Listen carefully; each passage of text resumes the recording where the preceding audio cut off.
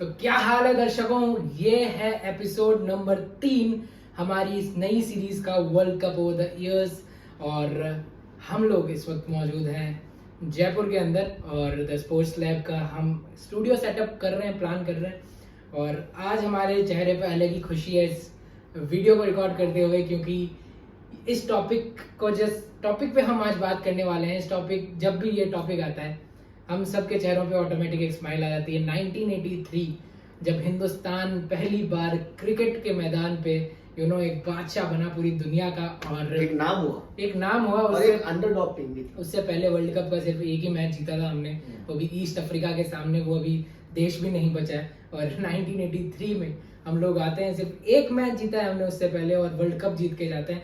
तो इससे बड़ी कोई बात नहीं हो सकती। इस पे मूवीज भी काफी बनी है और आप सब लोगों को पता ही होगा स्टोरी, बैकलाइन जो भी थी। कपिल देव कैसे इस टीम को उन्होंने इकट्ठा किया, एक महान कप्तान की यही पहचान होती है। और कैसे इस टीम को उन्होंने इकट्ठा किया, कैसे इस टीम को उन्होंने चलाया, अपने दम पे चलाया, और एक जोश पूरी टीम के अंदर डाला कि हम लोग कर सकते हैं, हम लोग जीत सकते हैं। आपको वो, अगर आपने मूवी देखी है तो आपको प्रेस कॉन्फ्रेंस भी याद होगी कपिल देव की, जिसमें इंग्लिश एक जर्नलिस्ट थे, उन्होंने उनसे पूछा कि आप लोग कितने मैच के लिए आए हैं। उनको लॉर्ड्स का परमिट भी नहीं दिया गया था कि लॉर्ड्स स्टेडियम के अंदर आप एंटर भी नहीं हो सकते, पर उन्होंने बोला फाइनल लॉर्ड्स में है। तो फिर हंस रहे थे सब लोग कि आप फाइनल के लिए आए, यहाँ क्या करोगे। तो इस पे पूरी चर्चा करेंगे विस्तार से, एकदम आराम से।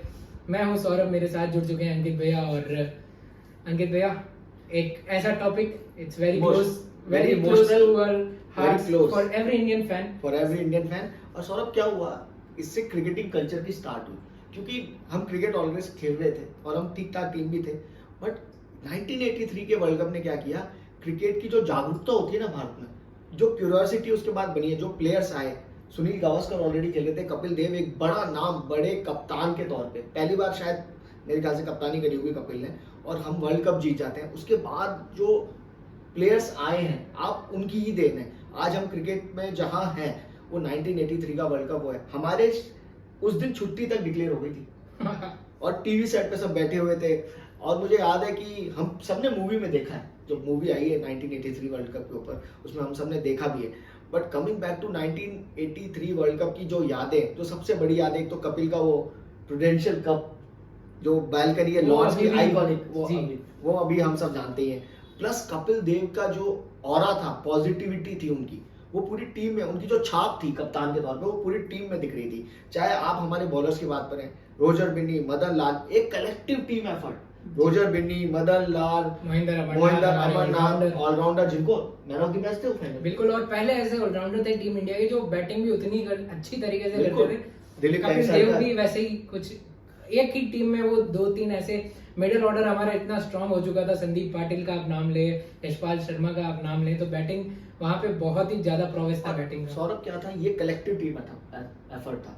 कपिल ने जिस तरीके से उस टीम को ड्राइव किया और ऐसे मुकाम पे लेके गए जहां पे कोई सोच भी नहीं सकता कि भारत वहां पहुंच जाएगा।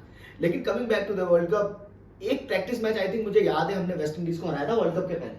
लेकिन वेस्ट इंडीज के आगे कोई ज्यादा चांस हमें देता नहीं था, लेकिन हमने पहले मैच में आते वेस्ट इंडीज को हराया। जिम्बाब्वे वाला वो मैच कौन भूल सकता है, जब कपिल देव ने 175 9 रन पे 4 विकेट होने के बाद जब कोई बैट्समैन ऐसी पारी खेल दे, आइकॉनिक।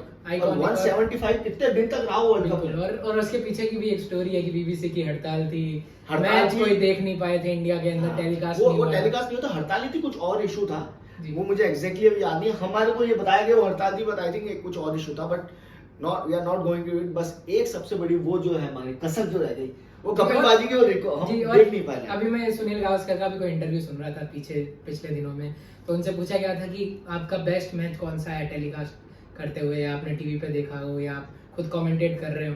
तो उन्होंने सिर्फ और सिर्फ कपिल देव की उस इनिंग का नाम लिया और कहा कि वो इकलौता ऐसा मैच था जो कभी दर्शक देख नहीं पाए टीवी पे, पर मैं वहाँ मौजूद था स्टेडियम में, और मैंने जब मेरी आंखों से देखा तो वो मेरे लिए स्टैंड आउट मैच। अगर कोई इतना सुनील गावस्कर के स्टैचर का आदमी जिसने क्रिकेट को इतना फॉलो किया है, इतने मैचेस, और सुनील गावस्कर ने एक बात और भी बोली थी कि अगर आईपीएल में कपिल देव होते तो वो सबसे महंगे खिलाड़ी होते हैं, और उसमें कोई शक नहीं है। कपिल ने जिस तरीके से कप्तानी करी, एक टीम को लेके गए, वहां जिताया, और वो लॉर्ड्स पे बालकनी पे, वो मुझे विजुअल याद है कि जब मोहिंदर अमरनाथ विकेट लेके भागते हैं तो वो हमारे मतलब आज 40 साल हो गए उस वर्ल्ड कप को हुए, लेकिन हमारे एकदम ताज़ा है, एकदम ताज़ा है। But Saurabh, coming back to the whole tournament, I think iconic performance थी हमारी। वही फॉर्मेट सेम ही था, हम दो भागों में बटे थी टीमें, 8 टीमें थी, 2-2 बार हर बार खेलते थे। सेमीफाइनल में हमारा मुकाबला इंग्लैंड से हुआ। वेस्ट इंडीज ने पाकिस्तान को बहुत बुरी तरीके से और इंग्लैंड को भी हमने कॉम्प्रिहेंसिवली हराया। इंग्लैंड को हम कम से कम 6 विकेट से हमने हराया, और संदीप पाटिल और यशपाल शर्मा जो हमारा मिडिल ऑर्डर था, वो दोनों ने उन्होंने 50s मारी वहां पे, और इजीली 54 या 55 ओवर में 5-6 ओवर रहते हुए उस समय बहुत बड़ी बात थी। और वही मैं बोलता हूँ, फाइनल में हमारा मुकाबला था वेस्ट इंडीज से, और मात्र 183 रन पे हम आउट होते हैं। उसके बाद एक और आइकॉनिक मोमेंट, जो कपिल कैच करते हैं मदन लाल की बॉल पे, जो बैकवर्ड उन्होंने कैच किया, अंडर प्रेशर पूरा मैदान भरा हुआ है, और जिस तरीके से कपिल की परफॉर्मेंसेस थी उसमें, वो कैच हमारी जिंदगी में, मतलब हम जिएंगे जब तक हम याद रखेंगे। रनिंग बैकवर्ड्स, और इतना इजी नहीं होता, अमेजिंग। और उसी तरीके से वो पूरी टीम ने, मैं बोलूंगा एक कपिल का नहीं, कपिल जरूर कप्तान थे, बट अगर आपको मोस्ट आइकॉनिक कैच अगर इंडियन हिस्ट्री में देखना है तो कपिल देव का रनिंग बैकवर्ड कैच, और उस जमाने में विवियन रिचर्ड्स का था वो, बिल्कुल विवियन रिचर्ड्स का, जो मैच में इतनी जल्दी चेंज करते हैं। अगर वो खड़े रहते थे तो जो जिस स्ट्राइक रेट से उस समय वो बैटिंग करते थे विवियन रिचर्ड्स, वो बहुत ही मुश्किल हो जाता भारतीय क्रिकेट टीम के लिए।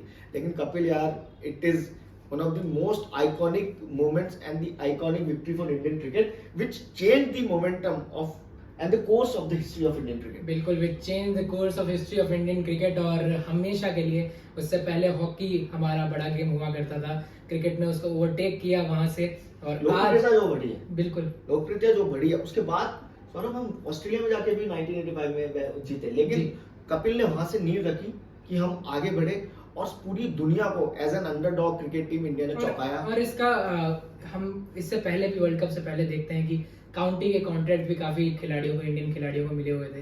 तो काफी खिलाड़ी डायरेक्टली टीम से वहीं से जुड़े थे इंग्लैंड में, तो वो उनको एक्सपीरियंस था इंग्लिश कंडीशन। ऑलरेडी हम लोग टेस्ट मैच बहुत खेलते थे वहां पे। लेकिन सौरभ, अगर मैं बात करूं, मतलब अगर वर्ल्ड कप के ग्रेटेस्ट कैप्टन, तो जो कैप्टन कपिल ने जो छाप छोड़ी, वो बहुत बड़ी छाप थी। वो इतना इजी नहीं था। और अभी भी आप उनके टीममेट्स में देखते हैं, जब भी वो कभी गेट टुगेदर में आते हैं, तो हर एक बंदा जो 11 में खेला है, वो सब कपिल को बहुत ही इज्जत और सम्मान से बात करते हैं। इसलिए देते हैं कि उनको पता है कपिल का क्या कंट्रीब्यूशन था। कपिल ने क्या, सुनील गावस्कर उसकी टीम में थे, मोहिंदर अमरनाथ थे, रवि शास्त्री थे, दिलीप वेंगसरकर थे, रवि शास्त्री काफी नए थे, दिलीप वेंगसरकर थे। अगर मैं सुनील गावस्कर की बात करूं, मोहिंदर अमरनाथ की बात करूं, वेंगसरकर बहुत सीनियर प्लेयर थे, और मोहिंदर अमरनाथ का जो कंट्रीब्यूशन सेमीफाइनल और फाइनल में था, और इनफैक्ट जो सबसे अलग फ्लेवर लेके आए थे, चीका भाई हमारे, चीका भाई वो थे, अलग ही फ्लेवर, वो रोकना ही नहीं आता उनको बॉल को। उस टीम के जो खिलाड़ी थे, वो हमारी नजरों के सामने आज तक जिंदा है। चाहे मदीपा की बात करें जी, हम लोग उनको सुनते भी रहते हैं। तो वो एक बहुत आइकॉनिक विक्ट्री थी। 1983 आपको पता होगा कि मेंडीपा ने उनका विकेट लिया था, विवियन रिचर्ड्स का, वो रनिंग बैकवर्ड और उस ओवर से पहले की भी एक स्टोरी है कि यू नो कि कपिल के पास जाके मेंडीपा ने बोला कि मुझे बॉल दे, ये मेरे को बॉलर नहीं समझता है, मैं इसको बताना इमोशनल होता है बिल्कुल। और वर्ल्ड कप फाइनल में आप ऐसे बैट्समैन का विकेट ले लें जो आपको बॉलर समझता ही नहीं है। और हम बलविंदर सिंह संधू जी का नाम लेना भूल गए, वो भी बहुत ग्रेटेस्ट स्पिनर। तो कपिल ने इन लोगों को इतना मोटिवेट करके खिलाया, और that is what a leader and a great captain does. So kudos for Indian cricket team, kudos to Indian cricket team, and kudos for especially our captain। शायद हम लेना भूल गए रोजर बिन्नी का। रोजर बिन्नी का नाम हमने लिया, बिल्कुल, सबसे ज्यादा विकेट 18 विकेट्स, सबसे ज्यादा विकेट्स, और अभी बोर्ड के प्रेसिडेंट, और आई थिंक 17 मदीपा ने लिए जी, सद्या मदीपा ने लिए। तो अभी वो हमारे बोर्ड के प्रेसिडेंट हैं, तो हम चाहते हैं कि अभी उनकी प्रेसिडेंसी में हम एक कप और जीत जाए 2023 में भी। तो ये था हमारा world cup over the years का एपिसोड नंबर 3। ऐसे ही आप जुड़े रहिए, आपको आने वाले टाइम में और भी ज्यादा एपिसोड्स आपको देखने को मिलेंगे द स्पोर्ट्स क्लब पे। कैसा लगा आपको ये एपिसोड, प्लीज हमें कमेंट करके जरूर बताएं।